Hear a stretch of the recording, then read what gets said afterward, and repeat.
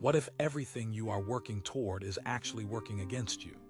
What if your biggest dreams are setting you up for your biggest disappointments? This might be the most uncomfortable truth you will ever hear, but it could also be the most liberating. Because when you understand why your dreams might be your mistakes, you discover what is actually worth pursuing. Stay with me, because this could completely transform your entire approach to life and success. Here is the disturbing truth that most people never consider. Your dreams are not actually your dreams. They are advertisements that the world has sold you. They are scripts that culture has written for you.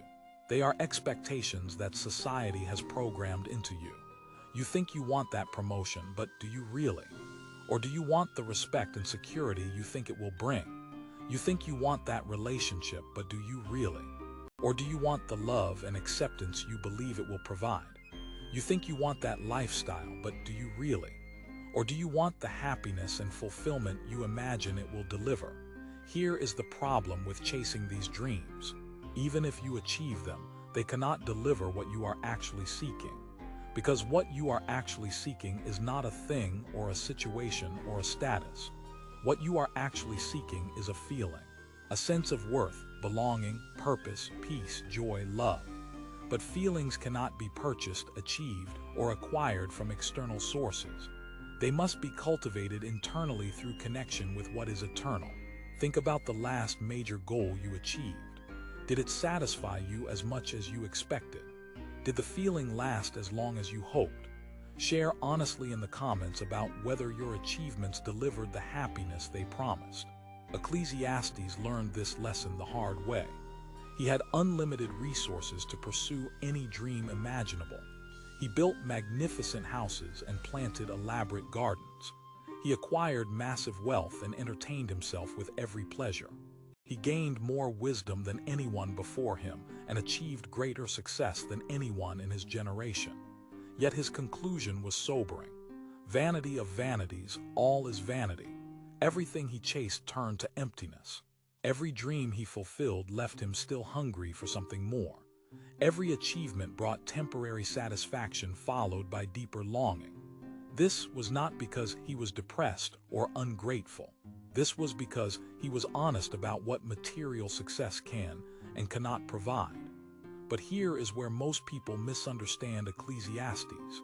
He is not saying that all dreams are bad or that ambition is wrong. He is revealing that when dreams become your God, they become your prison.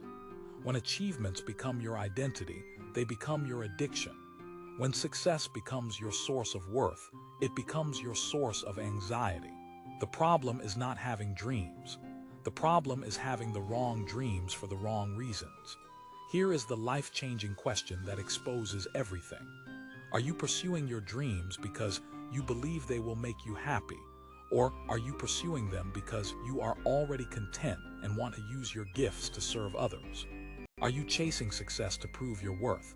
Or are you creating value because you already know your worth? Are you trying to achieve your way to peace? Or are you building from a place of peace? The difference between these motivations is the difference between slavery and freedom, anxiety and joy, emptiness and fulfillment. But there is something even deeper that most people never realize. Your biggest dreams often become your biggest distractions from your actual purpose. While you are obsessing over the career, the relationship, the lifestyle you think you want, you are missing the opportunities to love, serve, and impact people that are right in front of you every day. While you are sacrificing your peace for your plans, you are overlooking the joy that is available in your present circumstances. While you are postponing your happiness until you achieve your goals, you are wasting the gift of today. Have you ever been so focused on a future dream that you missed present opportunities for contentment and service? Tell me in the comments what you realized you had missed while chasing something else. Here is the practical wisdom that transforms everything. Instead of asking, what do I want to achieve, start asking, who do I want to become? Instead of focusing on what you can get from life, focus on what you can give to life. Instead of pursuing dreams that make you happy, pursue purposes that make you useful. This shift changes everything. When your identity is rooted in who you are rather than what you do, failure cannot devastate you and success cannot intoxicate you. When your satisfaction comes from serving others rather than achieving for yourself, every day becomes an opportunity for fulfillment.